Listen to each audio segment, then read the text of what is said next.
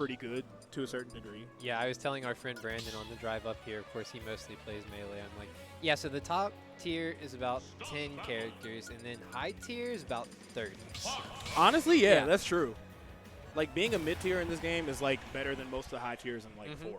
That's why everybody has to know so many matchups to be able to compete at a high level, because there's so many high tiers that if you just get caught slipping, they will run you over. Right, and they're all very relevant, even if there was also a show. All right, starting with a Flame Breath. That was the first plan, and taking a quick 30 for it. I'm going to recover carefully. I see that Thass is actually very, very good at playing advantage state, as we were talking about, but he was also really patient while looking for that edge guard right there, or that ledge trap. Just jumping, double jumping, low committal nair. Yeah, nair is like insanely good. Okay, tries to give him 2 frames to the Fox down tilt. I feel like I don't see that often. I'm assuming it would have comboed in the back air. I don't really know. But solid effort for sure. I like the way Thass is playing around his safe buttons. Yeah. He will do something safe, wait and see what the punish is, then hit you. He's also not hitting his shield at all because he knows. Like, that's what I like. Like, he's jumping around just because, like, Whirling Fortress it's such a good option, but, like, if you truly commit to just never hitting Bowser's shield, eventually he's going to whiff one like that. And that's really notable because, like, if Fox is going to go in this hard but also not touch his shield specifically, that's really good. Except for right there below that platform where it couldn't have been Fortress. So exactly. Thass is definitely playing very, very aware. As safe as he can, for sure. Look at that. Great avoidance of the Flame Breath. And that's going to be an upbeat, but not death. Yeah, that's like the first one. You know, and if you're at 125, you're only getting hit by the first one, you're doing something right. Tries to go for the 2 frame, but a little bit early, but cleans it up with the up tilt anyway. Active hitbox there. Very active. And it's big, too. It would have actually covered roll in the same breath just because it hit so far behind him. Okay, even though he doesn't actually get the ledge trap, still keeping the positioning to keep Gran in the corner. Yeah, Bowser, of course, being the biggest body, you know, having a little bit more heft to him, so that nair to up smash, not going to kill just yet. And he did the IOL, too. Rare instance of Thass actually committing to a ledge trap there with the down smash. Actually got punished for it. Right.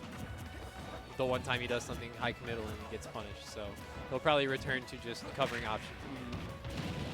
Wow. I thought that was, did that work as like a jab block just now? Or a jab reset? Essentially.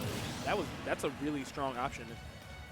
Still, Thass had a lot of it percent on Gran, so he was able to clean that up with just an up smash. That move is really scary, but the more you look at it, it actually does have like a decent amount of lag, unlike the rest of Fox's kit. So if Gran is really privy to it, you could get some big punishes later. Oh, yeah, I was like, how did he roll out of that? But it was a tough guy. Yeah, tough guy. Oh, this could be big. Yeah, those drills are going to just set up for so much, even at those later percentages, mid-70s. And Thass knows when Gran's landing with down air not to try and grab that. He's just doing like aerials out of shield or normals to punish it. Looking for the jump out of shield a lot.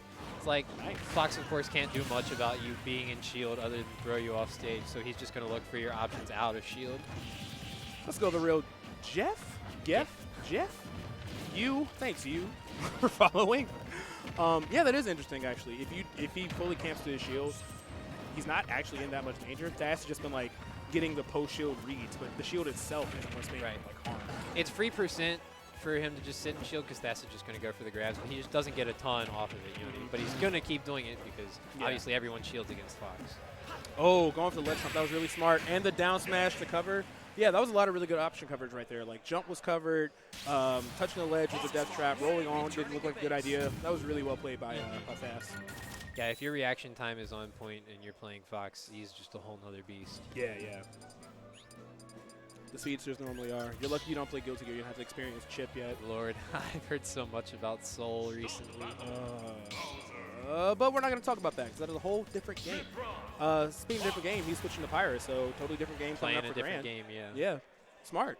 I think this character is like fully nutty. I cannot not have them in top 5. Like, I can't make a top 5 without them in it. Mythra is essentially Sword Fox. Exactly. And then Pyra is just Sword Bowser. Right, so right. Gran in familiar territory here. With like a full neutral, you know. Oh, please don't. Wow. I thought that was like the earliest stop. Nearly dying at only 10%.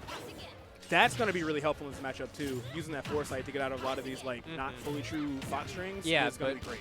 More so just the continuations of advantage state rather than actually comboing. Foresight will definitely help. But I mean, now that he recognizes that he's still kind of getting hit, he can just kind of plan around it, you know. So definitely a couple more options in Gran's pocket. But despite that, Thass looks very much unfazed. Yeah, he's getting a lot of great reads. He was catching Gran's nair to land a lot. He just was jumping up and up air. Metal legs will beat metal sword. Yeah, and honestly, like both Pyra and Mythra have like insane neutral airs. So to be able to like consistently condition somebody around them is a sign of a really good player. See, he doesn't even bother with a grab there. He does a turnaround down tilt out of shield because he's actually just going to get more off the punish. You're right. That's actually really smart. Whoa! That was actually almost a stock. Yeah, even coast to coast. I am confident Fox might have died, even on Kalos. Yep, more patience with the ledge traps here. I feel like Gran is playing like an almost kind of like honest neutral with a character that doesn't normally do that.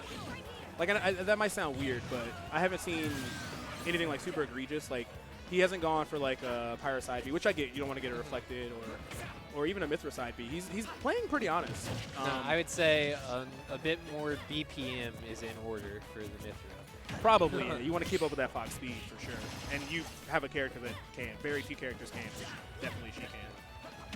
Definitely got to keep up the heat when you switch to Mythra. There we go. Okay, that was a good grab. Yeah, that's really important. Punishes just like that. Honestly, working his way back in, though. I don't know that it's time to switch to Pyra quite yet. I mean, Fox is pretty easy to kill. He's quite light, but you're going to have a harder time and disadvantage here. That's true. That's true. And you saw him switch off as soon as he got thrown. He's like, nope, not going to take the risk. Granted, he is in those magical percents for, like, if Pyra gets it down there, like, it just is a stop.